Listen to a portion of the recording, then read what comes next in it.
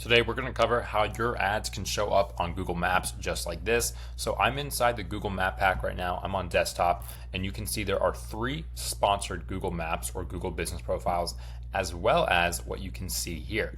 Now, something interesting which many of you probably don't know about Apple and Google Maps is that there are actually ads that show on the map. So no, I'm not talking about the map pack like this, but I'm talking about these little icons. So if we hone in on these 3 things here, these are obviously like pinpoints or Google Business Profiles or locations for other businesses.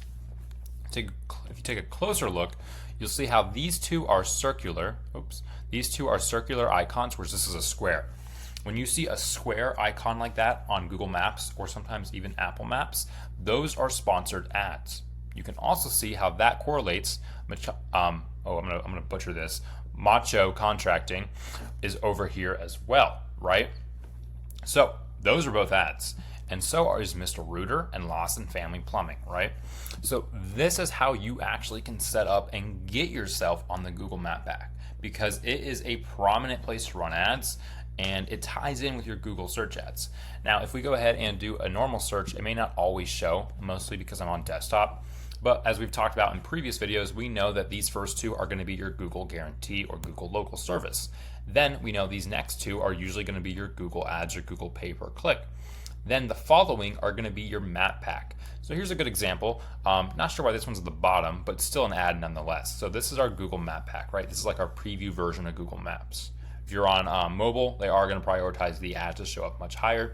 But for Google Maps, you can see these first 3 are organic map pack listings.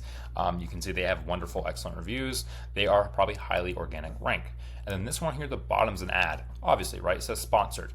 So there are so many places that you can actually squeeze in and get your Google ads showing for. And it's important that you're on all of these, right? Like Lawson Family Plumbing, I guarantee you he is running ads on Google Maps as he is here.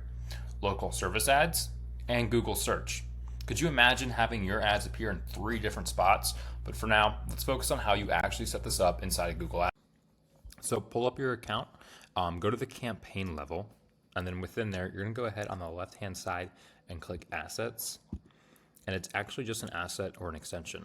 So once you're in this screen, you go to location, and this is where you can actually add in your Google Business Profile. So we already have one linked, and you can see last month it generated 24 phone calls, right? And you can see specifically the data, as it's technically different than the search campaign. Like the search campaign includes the data from this, but this is the isolated data of the Google Map Pack performance, right? So you can see this is the Google Business Profile we have associated with this campaign. Campaign's at the top. This is the one associated with this campaign. You can see how much it spent. It's all conversions, which include things like website clicks or directions. But main one we care about is phone calls. So he generated 24 phone calls in March off of $870 spent through his Google Business Profile ad or Google Map Pack ad, whatever you want to call it. Now to actually add it, it's pretty straightforward. You're just in a location, you just click this big blue plus button, and then you go ahead and sync to your Google Business Profile, right? So mine looks different because it's already synced and stuff, but you would just find yours here, or it might have you type in your business name and filter it down. And then you want to ensure you're logged in with the email that's associated with your business profile. If your Google Ads account email is different than the business profile email, you're going to want to grant access, vice versa. That way you can just go ahead, hop in and sync it pretty easily. And then sometimes you might have to filter it down by your business name if you have more than one map profile or more than one business profile, right? Like I have multiple, right? So because I have access to a lot of clients, I have access to a lot of business profiles. So typically I won't have more than one here. I'll have many. Or I won't just have one here, I'll have many. So it'll allow me to filter it down by name, and you would just type in the business name exactly as it appears or as it is configured in the Google business profile section. So I would basically copy and paste this and make it so it only shows this one exactly, including every part of it. And that's as simple as it is to actually sync the map pack.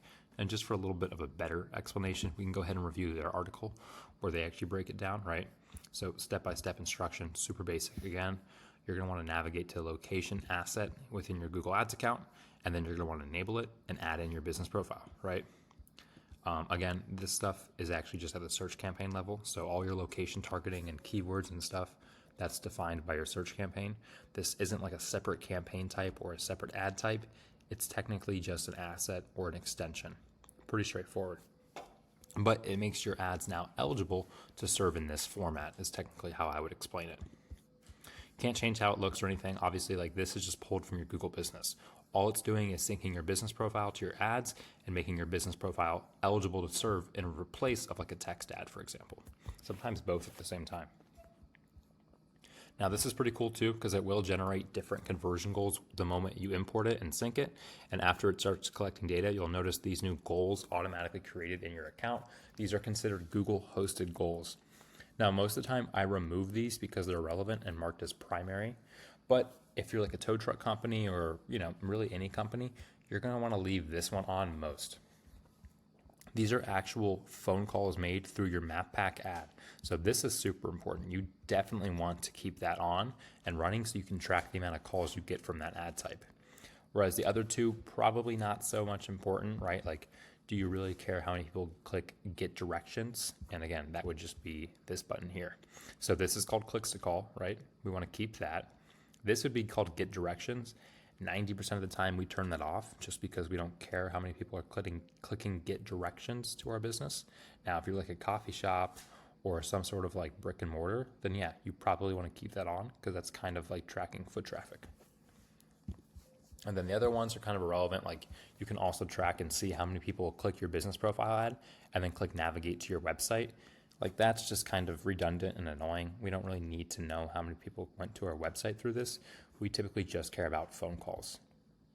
And obviously it'll serve mostly on mobile. Like this is a good example of how it looks, but typically it's just as simple as it being in the actual search bar, right? So if I'm at towing near me, for example, let's see if we get an ad. You have your typical PPC text ads here. You get a couple of them. You scroll down and it would look like this. It would be underneath the text ads in this business map pack. So this is the three, right? The big three everyone talks about. Sometimes this first one here will say sponsored. Maybe if I refresh, we'll get lucky. We'll be able to see it. I guess not, but if we click it, boom, you see it, it's sponsored. So the first one's sponsored. It's just a good way to kind of serve your ads in multiple places, especially when you're running text ads, business profile ads, and then LSA ads, right? You can kind of really dominate it. So definitely ensure that you set these up. I will go ahead and link this article as well, just because this probably does a very good job of explaining it and simplifies it a lot more than I did.